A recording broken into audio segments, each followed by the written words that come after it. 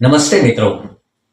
આજે આંતરસૂચના અન્વેષણો પર હું બોલવા જઈ રહ્યો છું.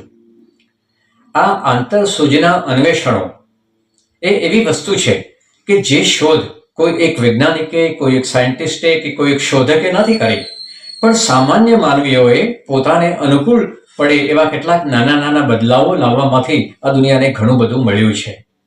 ઉદાહરણ તરીકે જોઈએ તો આપણી પાસે આજે ચણાના લોટમાંથી બનતી વાનગીઓ અને ફરસાણોનું બહુ મોટું લિસ્ટ છે.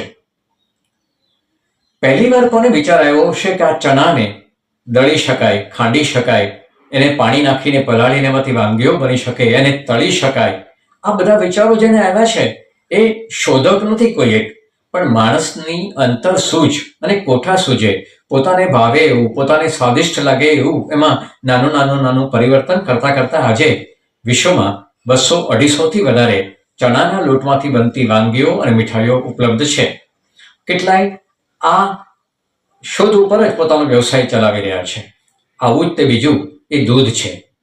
પશુઓનું દૂધ માણસ પી શકે એ જ્યારથી શરૂઆત થઈ હશે એ કરતા કરતા કોઈ પણ દૂધ બગડી ગયું હશે અને દહીં બન્યું હશે. આ દહીંને શું કરે? ફેંકી દેવાય?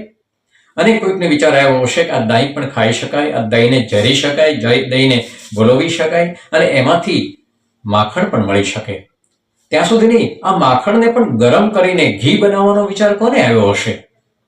પણ માણસે પોતાની સગવડતાને સાચવવા, પોતાની જરૂરિયાતોને પૂરી કરવા દરેક વસ્તુમાં કાંઈક ને કાંઈક નાવીન્ય, ઇનોવેટિવનેસ એમાં ઉમેરી છે.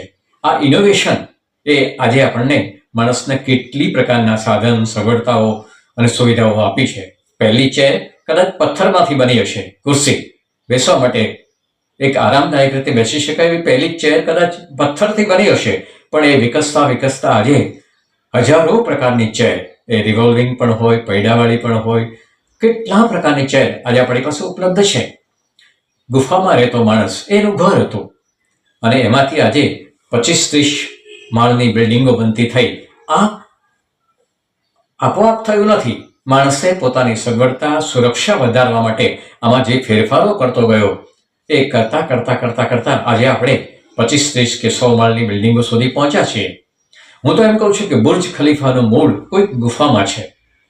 આપણી આસપાસ જે પરિવર્તન આવી રહ્યું છે, જે ચેન્જ આવી રહ્યો છે, જે ઇનોવેશન થઈ રહ્યું છે, આ બધા ઇનોવેશન પાછળ માણસની આંતરસૂઝ કામ કરે છે. અને આ આંતરસૂઝ એ સૌથી મોટું વિજ્ઞાન છે.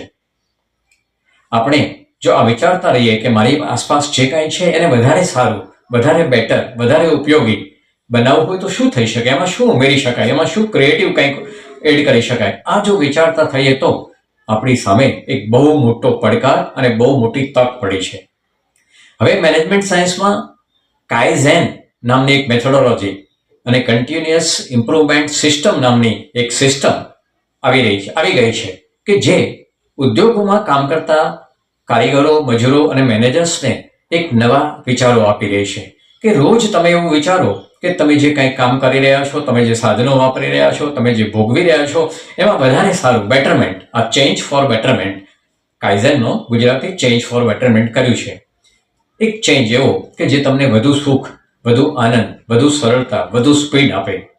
આ કરવાથી આવનારી દુનિયા એટલી બધી સમૃદ્ધ હશે કે આપણે કલ્પના નથી કરી શકતા. એક નાનકડું AI આવ્યું છે અને વિશ્વમાં મોટો પરિવર્તનનો પવન ફૂંકાયો છે.